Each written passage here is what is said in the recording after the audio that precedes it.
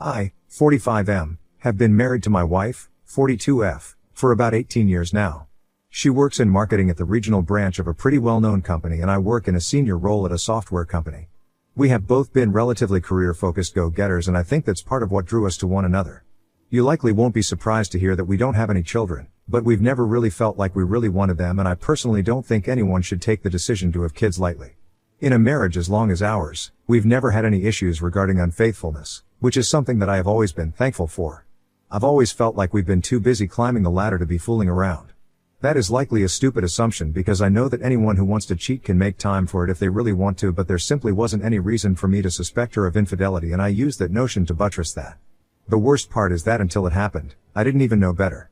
There were literally no signs as far as I know. Maybe if I paid more attention, I would have seen it. But I'm getting ahead of myself.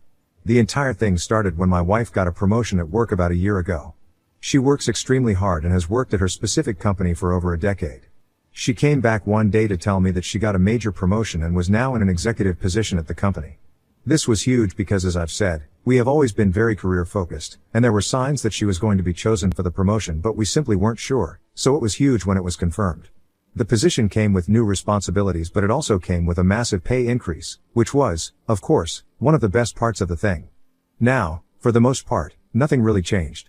She was keeping slightly later nights, though nothing too crazy, and if you're a top marketing executive at a company, it doesn't seem surprising that your hours might be a bit longer, at least in the initial period as you get acclimated to the role. There were days when she'd get back early, which was nice, but for the most part, instead of getting back around 6 p.m. like she used to, it'd be 7:30 or 8. I told her to take things easy every once in a while, but we are both workaholics so I knew my words wouldn't change too much. It was about 2 weeks ago that things changed quite a lot. It started with a message that somebody sent me on LinkedIn, and I'm always ready to answer messages there because it's all about business for me. The message was simply a greeting though, and I checked the person's profile before I responded. They worked at the same company that my wife did, though their role was clearly junior. It was a lady, so I'll just say that her name was Suzette. I responded to her with a similar greeting, knowing that she'd eventually come out about what she wanted, but it wasn't until the next day, after work hours, before she actually replied. She asked me if I was my wife's husband and I told her that I was. At that point, I knew that it had nothing whatsoever to do with business and my first thought was this was some pathetic girl trying to poach a married man or something. I mean, I really couldn't come up with another reason why someone like her was messaging me and leading with a question like that. I answered in the affirmative though. I would really like to talk to you about something private, but I don't know if you're open. It's about your wife, was added in a separate message. At that point, I started to feel very anxious. I thought that something might have been wrong with my wife or she might have had an accident, but this message was sent since yesterday, so it was definitely something else. I started to wonder whether my wife was too combative and bossy at work and was essentially a bully to some extent. That was eventually what I settled on. She must want to report my wife to me, perhaps before trying to report her to HR. So I told her that I was open to hearing what she had to say. She proposed meeting in person at a neutral spot, but I really didn't feel comfortable with that, so I told her to say what she wanted to say right there. I needed to have written proof of whatever it was she had to say. She seemed hesitant, but eventually agreed. She sent me a paragraph and it was very shocking to read it. I don't know if you're the kind of person who prefers ignorance or whether you would want to know, but I know with certainty that your wife is sleeping with some of the junior employees. Maybe you both have an arrangement, and if so, please forgive me for intruding, but I think that it wouldn't be fair for you to be in the dark about this. I really beg that you don't mention my name if you do decide to confront her. I know this could cost me my job, but I am really just trying to do the right thing and I hope that you can appreciate that. I read that message over about 5 times before what it was saying actually started to sink into my head. She was saying that my wife was sleeping with junior coworkers. Was that something I could even believe? I hadn't seen a single sign of that. She never seemed to smell like anyone's perfume. She never acted even mildly different when she'd returned from work. To be honest, the only thing that I could point to was her coming later than she used to, and that certainly could align with this new theory. It took me quite some time before I replied to her. I told her that I was grateful that she told me and that her admission was going to be safe with me. About 10 minutes later, a bunch of questions started jumping into my head. How many employees? When did this start? Did they do these things at work? How did she even know about it? I asked her every single one of these questions in a single message. I don't know for sure, but I know at least 2 because I overheard them talking about it. That's how I found out. And maybe it was some kind of inside joke, but they sounded serious and they tend to work late nights. I assume they might be doing things in the building, but I don't have an answer for that. I heard their conversation about 2 months ago and it's been eating me up. I saw her whispering to one of these guys somewhere discreet, and that's what brought it back to the forefront of my mind. I just had to say something, and I'm sorry that it took me so long to. I report directly to her, So I feel like a traitor. I don't hate her or dislike her, but it just wasn't right. Honestly, most of me believed this lady, but I couldn't understand why. Maybe because it just seemed so improbable that someone would go to those lengths to lie to me. Could this be some workplace rival trying to ruin her family life? I couldn't know. And because I personally hadn't even had an inkling of a doubt in my wife, part of me didn't want to believe it. But for some reason, it seemed credible. I thanked the lady quite extensively and I told her I would act on the information as I thought appropriate, but she would be left out of it. I wanted to tell my wife about it and see her reaction or simply confront her, but it was going to be so easy for her to deny it. It was clear as day that my best choice was to see what I could dig up. That way, I'd either be able to feel like there was no evidence and debunk what the lady told me, or I'd find something to corroborate it and then I'd take things from there. So, I decided to be patient and get a good opportunity to do my snooping. When my wife came home that night, things were normal and I did my best to act as normal as possible with her. It wasn't too hard because I wasn't entirely convinced. My chance to snoop around came about 4 days later when my wife went to the salon to get her hair done. She almost always went around with her laptop, but in this case, she didn't. Her password isn't a secret to me, so I was able to log right in, and since she uses a MacBook, I was able to take a look at her messages. Based on what the lady had told me, I was looking for conversations that seemed to be with younger men who were employees of hers. I could hardly recognize any of the names though, so I decided to simply go through as many of those messages as possible. I saw a preview of a message with the text, "I'll call you when I get back, so you," and the sender? DoorDash. I could have laughed despite myself. So I opened it up and started to go through the entire thing. Apparently, she had saved the contact, which belonged to some guy called John, as DoorDash to make things less suspicious if I just happened to see a message from him pop up. At that moment, I was absolutely furious, and by the time I got to the point where they were sending steamy texts back and forth, I almost lost my mind. He had sent her pictures, she hadn't sent him any, and she responded very positively to his. At one point, I realized that I had been staring blankly at the screen for a few minutes. Honestly, it's hard for me to express how heartbreaking it was to discover that. I decided to leave the chat, but I made sure to keep as much as I could record as evidence. After that, I went back to the chat to continue scrolling through and looking for other people that she was having affairs with. I'm not going to bore you all, but there were 2 other employees. I could tell they were employees because work was mentioned in like 5% of all the messages, while the rest was just explicit stuff, and judging by their images, none of these men could have been over the age of 30. That was making things a lot worse in my head. I took all the evidence that I could get, and honestly, I'm quite baffled on what to do next. Is it as easy as just confronting her and then going for a divorce? Is that really all that I'm going to do? This is a woman who comes home every day, kisses and hugs me, and acts like there's absolutely nothing that's wrong. We've slept together several times since her affairs started, and now I know that it is an absolute priority that I get tested. I'm going to do that, but I want to figure something out and I need opinions on it. Should I just leave it at divorce? Or should I hit her harder than that? Should I find a way to really hurt her? Because this is the worst form of betrayal and I genuinely can't stomach her anymore. Edit, I'm just finishing a long day of work and I appreciate all of the advice and comments that I've received regarding my predicament. Someone said that I only have one chance to get back at her because once I've divorced her and left those years behind, I won't be able to act on my pain. I know this isn't something that I'll stop feeling anytime soon, so I am ready to make sure I use this chance to get back. I'm not going to stoop to the level of cheating back. I don't even have the urge to do that. I'll figure something out though, and I will update you all when I get to that point. Update, hey everyone. I wrote an earlier post about my wife who was promoted and started cheating on me with her junior employees, about 3 of them that I know about. It's been several months since then, and to be honest, I forgot about updating you all in the midst of all the drama in my life. But now that things are over, trust me, it came to mind and I'm here to tell you all how things played out. It's all good news. So, when I finally decided that I was going to confront my wife about the entire thing, I made sure to go and get an STD test done first. They found gonorrhea. Fortunately, I was asymptomatic and I was given a prescription to get it treated. I was super pissed off though, because she's the only woman I have slept with since we got married, so I certainly didn't get it from anyone but her, and she likely got it from one of her new sexual partners. It was at that point that I was certain that I was going to confront her. When she arrived at home that night, I was in the living room and I asked her to sit down before she could even take off her coat. She seemed concerned, but I don't think she knew exactly what was going on at that point. "I know that you've been cheating on me," was exactly how I said it to her, and I watched as she deflated and held her face in her hands. I mentioned the names of the people she was cheating on me with, at least the ones I had confirmed. I basically told her everything I knew, though I didn't tell her how I found out. "One of your boyfriends gave you gonorrhea, which you gave to me too." I remember holding up the test in front of her face and she peeked at it before hiding her face again. Honestly, it was pissing me off. I sat there waiting for her to say something. She wasn't crying and I knew she had heard everything I said. It took about 3 minutes before she looked up and shook her head and said, "I'm sorry, I'm really sorry." The way she said it would have worked if she had scratched my dream car, but not for cheating on me with multiple men. I don't. I don't even have any excuse. I can't defend myself. I thought you would never find out. I don't even know how you found out. Right now, I hate myself for doing this to you. I'm so sorry. Towards the end, her voice started to quiver, but genuinely, it didn't mean very much to me.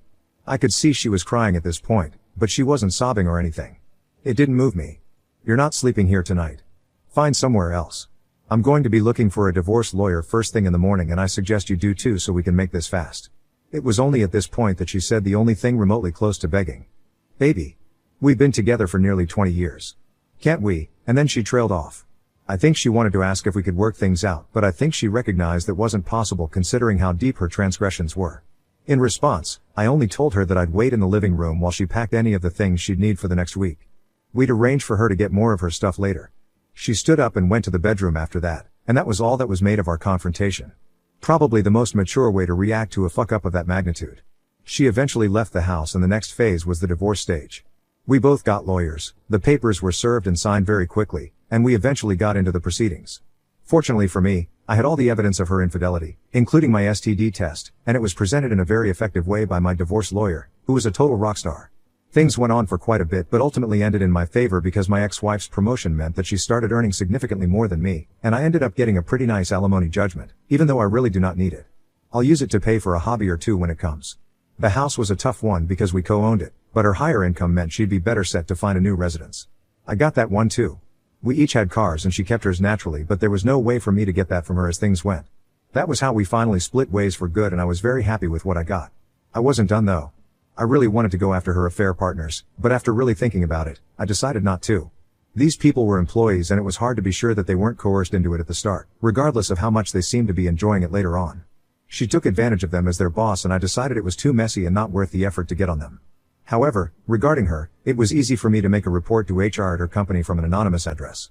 I had to let them know that one of their top-level executives was coercing junior employees into sleeping with her, and I recommended they start an investigation. That happened, and long story short, she was found to be guilty of the allegations. Several junior employees directly beneath her were questioned, and there seemed to be a fourth person that I never found out about. The lady who had exposed the affairs to me in the first place was feeding me insider updates because all I got officially was an email telling me an investigation was commencing and an investigation had been completed. Her punishment? She lost her job. I know it won't be too hard for her to find a new job based on merit, but with sexual misconduct allegations following her around, she's not going to have an easy time. As far as I know, she's still searching up until now. And yes, I know it jeopardizes my alimony, but I really didn't need it to survive. Plus, she's got more than enough money in the bank to still fulfill the payments. If she doesn't, I don't mind going to court for her to figure it out somehow. That's not my problem. We've probably spoken twice since the divorce, and it was all about formalities relating to splitting our lives up for good. I personally don't want to ever have to talk to her again, and the way things are going, I probably won't need to.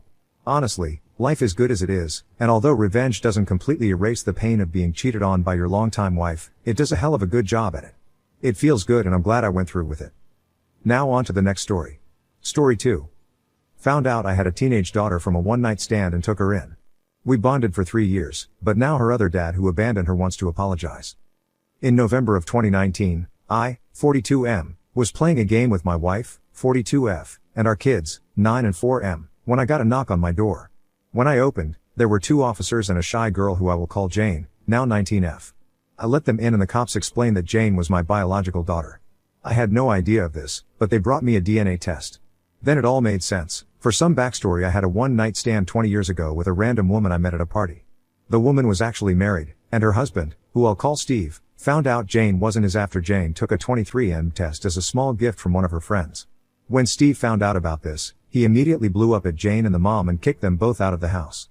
During the divorce process, he told Jane that she was a lie, he would never be his daughter ever again, and he never wants to see her ever again. Jane cried and begged for him because she only ever knew of him as her father, but Steve took his name off the birth certificate and went NC. When I asked why she isn't staying with her bio mom, they told me that the mom fell into a depression and started taking drugs. She became verbally and physically abusive until an accident a week ago that caused her to be taken away from CPS. I agreed to let her in, and Jane brought her bags in the house. This was obviously very unstable, as for a while Jane was shy around us. She didn't talk a lot. My wife and I were welcoming to her as much as we could. Our oldest son Alex immediately started loving Jane and tried to spend time with him. He always wanted a sister and spent a lot of time with Jane. Our younger son Tony was a newborn when she arrived, so he just grew up with her and loved her naturally. Over time, Jane started becoming more open with us. We got closer and closer, and in December 2020, when the family was having a movie night, Jane kissed me on the cheek and said, "I love you, Dad." We all cried, except me, lol, of happiness. My daughter is now a beautiful 19-year-old lady in college, and it's like we already raised her for the 19 years of her life. Now to the problem. I got a random message a week ago from someone I didn't recognize. When I opened it, I realized that Steve had sent the message. It was pretty long, so I'll just reword it here. "Hello, my name. I want to talk to you about Jane. When I found out she wasn't mine, my world shattered. I kicked her out because I couldn't bear to see her after the love of my life had betrayed me in such a devastating way. I know you had no fault in this, but it still hurts. Over the last year I've realized, my daughter will always be my daughter and nothing can change that. I want to reach out to you so I can apologize to her. Please let me see her again." At first I wanted to tell Jane, but then I remember a conversation about 7 months ago. My oldest son asked about Jane's other father, Steve, and I overheard Jane say something like, "Oh, you mean ex-father? He doesn't realize the damage he had done to me, and it took so long to recover." I have confided in only my wife about this, and she told me to just leave the message be and ignore it. So now I'm stuck with 3 outcomes. 1. Tell Jane about the message and raise hellfire again. 2. Respond to it myself and see how it goes. 3. Just ignore the message and let our life continue as normal. I'm not sure completely what to do. Edit. Forgot to mention that my daughter still lives at home since the college isn't far away and she wants to save money. Just in case that's important. Also, she was more open to us about Steve as time went on, and she claims to have no love or respect for him anymore. Comments. Did Jane ever get therapy for this abandonment? I can appreciate that she said ex-father and all, but most children, even if abused or abandoned, desperately want a connection with their parent. They may talk a big game, but it's a protective mechanism. As an example, I went no contact with my father in my teens and didn't reconnect until I was early 30s. I spent a lot of time in therapy in my 20s regarding the abuse I suffered as a kid from both parents. But that didn't make me not want them. I get that my story is anecdotal, but you can hit up any family therapist and they could give you a lot of similar stories. I, 45F, think you should leave it up to Jane. Show her the message and tell her that you will support her in whatever she chooses, and nothing will change for you if she wants to see where this goes. Is Steve a jerk who royally fucked up? Yes. But he's human. And had he not fucked up, you'd likely not have your daughter in your life in this capacity. If she were 10, I'd likely tell Steve he can take it up when she's an adult. But she is 19 and is an adult, so I would not take away the opportunity for her to choose for herself. If you do and she finds out later, you'll be the bad guy. The police highly recommended I get therapy for Jane. After the long legal part of me officially becoming a guardian for her, we got 2 therapy classes, one individually for Jane, and one for the family of how to adjust. We spent 2 years in each. Prof Plum did it. Jane is an adult and deserves the respect of being told information that regards her to allow her to make her own decisions. I get that you want to protect her from more pain, but a large part of the trauma she experienced was due to being powerless and having no control or choice over her own life. Her mother started the entire mess by withholding information. Jane needs you to not hide things from her or make choices for her. She needs to know that you will always be completely honest with her and allow her to make choices for herself. Anonymous Octopus, agree with this. Let her know you're not telling her to hurt her or open old wounds or encourage her one way or another. Let her know that you are telling her because you love and respect her, and you want to give her the opportunity to ask for advice and make her own decision. Itchiness, this, be open and honest and let her make the decision. Tell her that you'll support her no matter what, but make sure to tell her and let her make the decision. Update, a lot of you told me I should come clean to Jane, so I did just that. I sat her down after work the day after I posted and we had a long talk. When I said that Steve had messaged her, Jane got furious and demanded to see the message. She wanted to spill her guts out to him. I tried calming her down and she started crying. She said she still thought of him as a dad when the news came out and was scared that he would get rid of her, that she began having a hard time trusting people because of what happened. She hugged me and kissed me on the neck a lot, and I told her that if she wants to respond to the message she can tell me. She said she would think about it. Some days passed by and Jane tells me that she has what she wanted to say on paper. I took her sheet and went to Steve's contact and typed "Hello Steve. Jane has decided to write you a message herself and send it to you. I have attached it below, so keep in mind that I am not controlling what she says and I won't force her into anything she doesn't want to do." I then attached a picture of the letter Jane wrote. The letter was basically her explaining in detail everything she feels, and she wants nothing to do with him anymore because she isn't his daughter anymore. I closed the chat with Steve, so I don't know if he read it, but I hope he did. I think this should be the last update. I did see one rule on this subreddit that only one update is allowed. If anything else major happens, I'll post it somewhere else. Maybe you could check my profile, but I don't think it will go further than this. Jane, me, and our family spent the night together. Some people ask me to elaborate on the specifics of how Jane got shuffled into my house in the first place, so I'll explain some details. I don't know the full story of Steve's divorce, but I do know that he relinquished all parental rights to Jane. The part where he said he's removing his name from the birth certificate was an obscenity he yelled during the confrontation, but it was never actually removed. When the bio mom became abusive, a neighbor called the cops one night and Jane was placed into foster care. The 23M test she took was evidence on how to find me, and Jane was actually the one who suggested finding me so she could at least know who I was. This is all information I got from the people who brought Jane here, so sorry if it appears off. I did ask some more questions about how I was found, but they couldn't fully reveal. So that's all that happened. Thanks for everyone who gave advice. Comments. Forsaken ad 9599. Just so you know, you can post on your user thread, if any update coming. It's also a good way to keep the text when a post happens to break a rule and get removed. I think Steve is going to try again, possibly in the summer, more likely in later years. Guilt is a powerful feeling sometimes, it's not easily gone, it will push him again into reaching her. Throw RA_lost in hell up. Thank you for suggesting the user thread to post, but Steve reached out to me via social media, don't want to share specifics, and I closed the chat that he used to message me, so it's unlikely that he can find out any more information, because we both were limited to one message until I accepted his friend request, which I didn't do.